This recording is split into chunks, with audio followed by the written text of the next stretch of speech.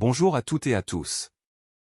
Et bienvenue dans ce nouvel épisode où nous allons décortiquer les mécanismes de la réussite à travers le prisme d'une figure incontournable de l'entrepreneuriat moderne. Fermez les yeux un instant et imaginez un jeune homme de 24 ans. Il vit à Dallas, dans un appartement de 3 chambres qu'il partage avec 5 autres gars. Il n'a pas de chambre à lui, pas d'intimité, il dort par terre, au milieu du salon, entouré de désordre. Sa voiture est une épave, une Fiat rouillée avec un trou dans le plancher. Et il doit faire attention aux flaques d'eau sur la route pour ne pas se faire asperger à l'intérieur même de son véhicule. Il est fauché, il n'a aucune perspective d'avenir clair, et pourtant, ce jeune homme est sur le point de devenir l'un des milliardaires les plus influents de la planète. Ce jeune homme, c'est Mark Cuban. Aujourd'hui, nous allons plonger dans son manifeste, How to Win at the Sport of Business, ou Comment gagner au sport des affaires. Pour comprendre comment il est passé de ce sol encombré à la propriété d'une équipe de la NBA et à une fortune colossale, et surtout, comment sa philosophie peut s'appliquer à n'importe lequel d'entre nous, peu importe où nous en sommes aujourd'hui. L'histoire de Mark Cuban ne commence pas par un coup de génie soudain, mais par une série d'échecs et de leçons apprises à la dure. Car avant de devenir le Shark que nous connaissons tous à la télévision, il était un employé médiocre, souvent viré, qui cherchait sa voie. Il raconte avec une honnêteté brutale comment il a enchaîné les petits boulots, de barman à vendeur de logiciels, en passant par une tentative ratée de vendre du lait en poudre. Ce qui est fascinant, c'est qu'il ne cache pas ses moments de honte ou de doute, au contraire, il les utilise comme fondation. Il se souvient avoir conduit devant de grandes maisons en se demandant qui vivait là et comment ils avaient fait fortune, se promettant qu'un jour, ce serait son tour. Mais le rêve ne suffit pas, et c'est là que réside la première grande leçon de son parcours. L'importance cruciale de l'apprentissage continu et de la curiosité insatiable. Lorsque Cuban a obtenu son premier emploi dans l'informatique, il ne connaissait rien aux ordinateurs, absolument rien. Au lieu de se laisser paralyser par cette ignorance, il a transformé chaque instant libre en opportunité d'apprentissage. Il raconte comment il rentrait chez lui le soir avec des manuels techniques épais et arides sur des logiciels que personne ne voulait lire, comme DOS ou Lotus 1-2-3. Pendant que ses amis sortaient boire des verres ou regardaient la télévision, lui, il lisait. Il lisait jusqu'à ce que ses yeux brûlent, mémorisant chaque commande, chaque fonction, chaque détail. Il a compris très tôt que la connaissance est un avantage compétitif majeur. Dans un monde où la plupart des gens se contentent de faire le minimum requis, celui qui prend la peine de lire le manuel, de comprendre le produit en profondeur, devient instantanément plus précieux. C'est cette transpiration intellectuelle, cet investissement en tant que personne d'autre ne voulait faire, qui lui a permis de surpasser des collègues bien plus expérimentés que lui. Il appelle cela l'avantage de l'information, et c'est une arme redoutable car elle est accessible à tous, pour peu qu'on ait la volonté de s'y consacrer.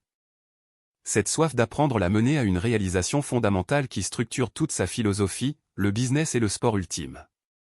Cuban est un passionné de basketball, comme tout le monde le sait.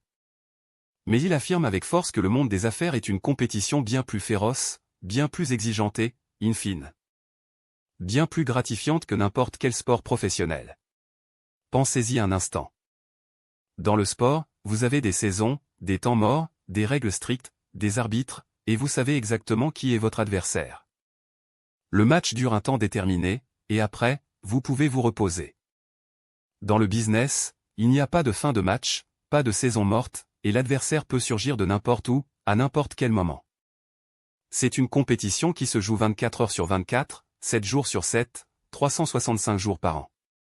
Pendant que vous dormez, quelqu'un, quelque part, est en train de travailler pour vous prendre votre place, pour améliorer votre produit, pour séduire vos clients. Cette vision peut sembler terrifiante pour certains, mais pour Cuban, c'est la source ultime de motivation. C'est cette mentalité de compétition perpétuelle qui l'a poussé à créer sa première entreprise, Microsolutions. Après s'être fait licencier d'un magasin de logiciels parce qu'il avait osé conclure une vente avec un client au lieu d'obéir à son patron qui lui demandait de nettoyer le sol, il a compris qu'il ne pouvait plus travailler pour quelqu'un d'autre. Il a démarré sans capital, sans investisseur, juste avec son savoir-faire et une détermination féroce. Il a appliqué une règle simple mais puissante, l'effort est la seule variable que vous pouvez contrôler totalement. Vous ne pouvez pas contrôler l'économie, vous ne pouvez pas contrôler vos concurrents, vous ne pouvez pas toujours contrôler la chance. Mais vous pouvez contrôler combien vous travaillez, avec quelle intensité vous vous préparez et à quel point vous vous souciez de vos clients. Il raconte des anecdotes incroyables sur ses débuts, comme le fait de ne pas prendre de vacances pendant 7 ans. Ou de travailler si tard qu'il s'endormait sous son bureau. Pour lui, chaque minute non utilisée pour améliorer son entreprise était une minute offerte à la concurrence pour le battre. Mais l'effort seul ne suffit pas si l'on ne sait pas vendre, et c'est un autre pilier central de la pensée de Mark Cuban. Il affirme haut et fort que la vente guérit tout. Peu importe la qualité de votre produit, peu importe la brillance de votre idée, si vous ne savez pas la vendre, vous n'avez rien. Et pour Cuban, vendre ne signifie pas manipuler ou forcer la main. Vendre, c'est comprendre les besoins du client et lui apporter une solution qui lui facilite la vie. C'est se mettre à la place de l'autre. Il se souvient de ses débuts où il appelait des entreprises pour leur proposer ses services informatiques. Il ne leur parlait pas de bits et d'octets, il leur parlait de productivité, de gain de temps, de rentabilité. Il a appris à écouter, à encaisser les refus, et surtout, à ne jamais abandonner. Il dit souvent que dans le business, contrairement au baseball où une moyenne de frappe de 30% fait de vous une légende. Vous n'avez besoin d'avoir raison qu'une seule fois. Vous pouvez échouer des dizaines de fois, lancer des entreprises qui coulent, faire des erreurs embarrassantes, personne ne s'en souviendra. Mais le jour où vous réussissez, le jour où vous tapez dans le mille, tout le monde vous qualifiera de succès instantané. Cette perspective est incroyablement libératrice. Elle enlève le poids de la peur de l'échec. L'échec n'est pas une fin, c'est juste une étape de l'apprentissage, une donnée supplémentaire pour affiner votre prochain tir. En parlant de tir, cette métaphore sportive revient constamment. Il cite souvent son mentor, l'entraîneur de basket Bobby Knight, qui disait « Tout le monde a la volonté de gagner. Mais très peu ont la volonté de se préparer à gagner. » C'est là toute la différence. Vouloir être riche, vouloir réussir, c'est facile. Tout le monde le veut. Mais être prêt à sacrifier ses soirées, à vivre frugalement, à étudier quand les autres dorment. C'est là que se fait la sélection naturelle du business. Cuban insiste sur le fait que la préparation est l'antidote à la peur. Si vous connaissez votre sujet mieux que quiconque dans la pièce, vous n'avez aucune raison d'être nerveux.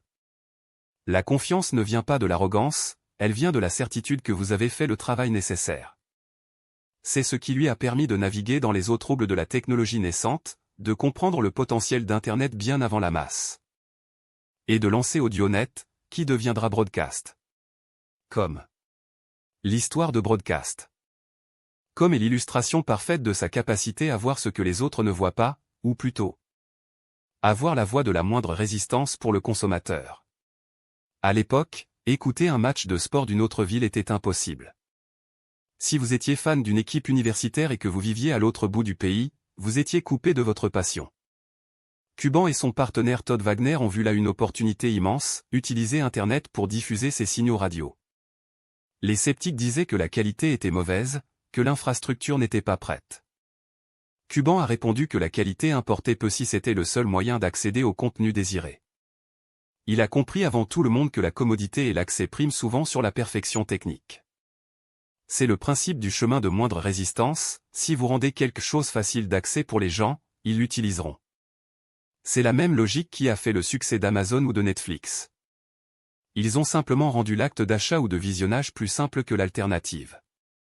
Cette aventure avec Broadcast. Com l'a mené à la vente historique de l'entreprise à Yahoo pour des milliards de dollars, juste avant l'éclatement de la bulle Internet. Beaucoup ont crié à la chance. Cuban, lui, sourit. Il admet qu'il y a une part de chance dans tout succès massif, être au bon endroit au bon moment. Mais il rappelle aussi qu'il s'était positionné pour avoir cette chance. Il avait passé des années à comprendre les réseaux, les protocoles, le streaming, alors que d'autres considéraient Internet comme une mode passagère. Il s'était préparé à gagner. Et surtout, il a su qu'en sortir. Il a eu la lucidité de protéger ses gains, ce qui nous amène à une autre leçon cruciale. Ne jamais tomber amoureux de ses propres idées au point de perdre le sens des réalités. Il faut savoir être agnostique, être capable de changer de direction si le marché ou la technologie l'exige. C'est ce qu'il appelle tuer ses propres idées avant que quelqu'un d'autre ne le fasse. Après cette vente monumentale, Mark Cuban aurait pu prendre sa retraite sur une île paradisiaque. Au lieu de cela, il a acheté les Dallas Mavericks, une équipe de basket alors moribonde, la risée de la ligue. Pourquoi? Parce qu'il aime la compétition, bien sûr, mais aussi parce qu'il voyait un problème de service client. Pour lui, les fans ne sont pas juste des spectateurs, ce sont des clients qui méritent une expérience exceptionnelle. Il a révolutionné la gestion d'une équipe sportive en appliquant ses principes de business. Il a mis son bureau au milieu de l'open space avec ses vendeurs. Il a donné son adresse email personnelle aux fans pour recevoir leurs plaintes en direct, et il a répondu. Il a traité chaque match comme un événement où chaque personne, du siège le moins cher au plus VIP, devait repartir avec le sourire. Quel que soit le score final. Il a investi dans le confort des joueurs, dans la technologie, dans l'analyse de données, bien avant que cela ne devienne la norme. Résultat? Les Mavericks sont passés de perdants chroniques à champions NBA. C'est la preuve vivante que les principes de gestion, d'effort et d'attention aux clients sont universels. Qu'il s'agisse de vendre des logiciels ou de gérer des athlètes multimillionnaires. Un aspect souvent négligé de la philosophie de Cuban est son rapport à l'argent et au style de vie, surtout à ses débuts. Il prône une frugalité extrême pour les entrepreneurs en herbe. Il dit, plus vous pouvez vivre avec peu, plus vous avez d'options. Si vous êtes endetté jusqu'au cou pour payer une belle voiture ou un appartement luxueux, vous êtes esclave de votre salaire. Vous ne pouvez pas prendre de risques. Vous ne pouvez pas démissionner pour lancer votre projet. En vivant comme un étudiant, même quand il commençait à gagner de l'argent, Cuban s'est acheté sa liberté. Il a pu réinvestir chaque centime dans son entreprise. Il conseille aux jeunes de ne pas se précipiter pour grandir, pour acheter des symboles de statut social. Le seul statut qui compte, c'est la liberté de faire ce que l'on veut de son temps. Il nous rappelle que le temps est l'actif le plus précieux, bien plus que l'argent. L'argent peut se refaire, le temps perdu est perdu à jamais. Mais attention, le tableau n'est pas tout rose. Cuban parle aussi de la solitude du coureur de fond, des sacrifices personnels. Il raconte comment sa petite amie de l'époque l'a quitté parce qu'il était marié à son entreprise. Il ne cherche pas à édulcorer la réalité, réussir à ce niveau demande un prix à payer. Il faut être obsédé. Il utilise le mot obsession non pas comme un défaut, mais comme une nécessité. Si vous lancez une entreprise et que vous pensez à la balance vie pro-vie perso dès le premier jour, vous avez déjà perdu face à quelqu'un comme lui qui ne pense qu'à vous écraser. C'est dur, c'est brutal, mais c'est la réalité du sport des affaires. Il n'y a pas de médaille de participation. Cela nous amène à une réflexion intéressante sur le rôle de la plainte, ou du fait de râler. Cuban se décrit lui-même comme un grand râleur. Mais pour lui, se plaindre n'est pas négatif si c'est constructif. Se plaindre, c'est identifier un problème. C'est la première étape vers la solution. Si vous êtes satisfait de tout, vous n'innovez pas. Les meilleures entreprises naissent souvent de la frustration d'un fondateur face à un système inefficace. Il a créé Broadcast. Comme parce qu'il râlait de ne pas pouvoir écouter ses matchs. Il a transformé les Mavericks parce qu'il râlait en tant que fan sur la gestion de l'équipe. Donc, si vous vous surprenez à râler contre quelque chose, arrêtez-vous un instant et demandez-vous, est-ce une opportunité de business déguisée? C'est cette capacité à transformer l'irritation en action qui distingue l'entrepreneur du simple spectateur. Au fil des pages, on découvre aussi un Marc Cuban très pragmatique sur la gestion des équipes. Il déteste les réunions inutiles. Pour lui, une réunion est une perte de temps sauf si elle sert à conclure une vente ou à résoudre un problème immédiat. Il préfère l'action à la discussion. Il préfère les structures plates où tout le monde est accessible. Il se méfie des titres ronflants et des bureaux fermés. Il veut que ses employés soient autonomes, qu'ils prennent des initiatives. Qu'il n'ait pas peur de faire des erreurs tant qu'il les corrige rapidement. Il valorise la loyauté et l'effort par-dessus tout. Il dit même qu'il préfère embaucher quelqu'un de moins talentueux mais qui a une attitude de guerrier. Plutôt qu'un génie paresseux qui va polluer l'ambiance de l'équipe. C'est une leçon de leadership précieuse, la culture d'entreprise est définie par ce que vous tolérez et ce que vous célébrez. Il aborde également le sujet délicat de l'économie et des crises. Pour lui, les périodes de récession ou de difficultés économiques sont des moments bénis pour les entrepreneurs audacieux. C'est le moment de dire c'est quoi ce bordel, et de foncer. Pourquoi? Parce que pendant que tout le monde a peur et se replie sur soi, le terrain de jeu se vide. Il y a moins de concurrence, les talents sont plus accessibles, les ressources sont moins chères. C'est le moment idéal pour prendre des parts de marché, pour innover quand les géants sont trop occupés à essayer de sauver leurs meubles. Il encourage chacun à voir le chaos non pas comme une menace, mais comme une échelle. C'est dans ces moments-là que les cartes sont rebattues et que les nouveaux empires se construisent. Et puis, il y a cette notion de destin. Cuban reçoit des milliers d'emails de gens qui lui disent que c'est leur destin d'être riche ou célèbre. Il balaie cela d'un revers de main. Pour lui, le destin ne se trouve pas, il se forge. On ne découvre pas sa passion par magie, on la découvre en essayant des choses, en échouant, en persévérant. Il insiste sur le fait qu'il ne savait pas ce qu'il voulait faire à 20 ans. Il a essayé plein de choses. Il s'est cherché. Il dit aux jeunes, ne stressez pas si vous ne savez pas quoi faire de votre vie. Expérimentez. Prenez n'importe quel job. Apprenez à vendre. Apprenez à travailler. L'action précède la clarté. C'est en faisant qu'on apprend ce qu'on aime et ce pourquoi on est doué. Attendre l'illumination divine est le meilleur moyen de rester sur son canapé. En fin de compte, le message de Mark Cuban est un appel à la responsabilité individuelle radicale. Personne ne viendra vous sauver. Personne ne vous donnera la permission de réussir. Vous devez aller la chercher vous-même.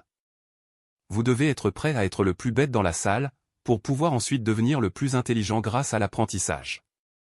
Vous devez être prêt à être fauché pour pouvoir ensuite être riche. Vous devez être prêt à être un nobody pour devenir un somebody. C'est un chemin solitaire, difficile, semé d'embûches, mais c'est aussi le chemin le plus excitant qui soit. C'est le sport des affaires, et la bonne nouvelle, c'est que tout le monde peut s'inscrire au tournoi. Il n'y a pas de barrière à l'entrée basée sur votre diplôme, votre origine ou votre compte en banque actuel. La seule barrière, c'est votre volonté de travailler et d'apprendre.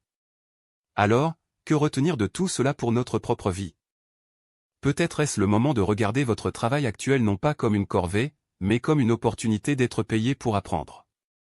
Peut-être est-ce le moment d'ouvrir ce livre technique ou de suivre cette formation en ligne le soir au lieu de regarder une série.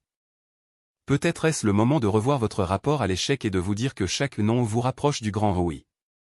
Peut-être est-ce le moment de simplifier votre vie matérielle pour gagner en liberté d'action. Mark Cuban n'est pas un surhomme, c'est un homme qui a optimisé chaque aspect de sa vie pour la victoire dans son domaine de prédilection. Il termine souvent en rappelant que la vie est courte et imprévisible.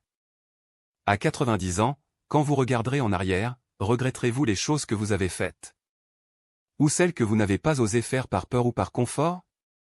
La réponse semble évidente, mais la mise en pratique demande du courage. Le courage de commencer petit. Le courage de vendre. Le courage de se faire rejeter. Le courage d'être obsédé. En refermant ce livre, ou plutôt en terminant cet épisode, j'espère que vous ressentez cette petite étincelle. Cette envie de vous lever et de passer à l'action. Que ce soit pour lancer une multinationale ou simplement pour améliorer votre quotidien professionnel, les principes sont les mêmes. Préparez-vous. Travaillez dur. Apprenez sans cesse. Traitez les gens avec respect. Et n'oubliez jamais que dans le sport des affaires, le match ne s'arrête jamais, mais chaque jour est une nouvelle occasion de marquer des points. Merci d'avoir écouté cette plongée dans l'univers de Mark Cuban. C'est à vous de jouer maintenant, le terrain est libre, la balle est dans votre camp. Allez-y, et gagnez. À très bientôt pour un nouvel épisode.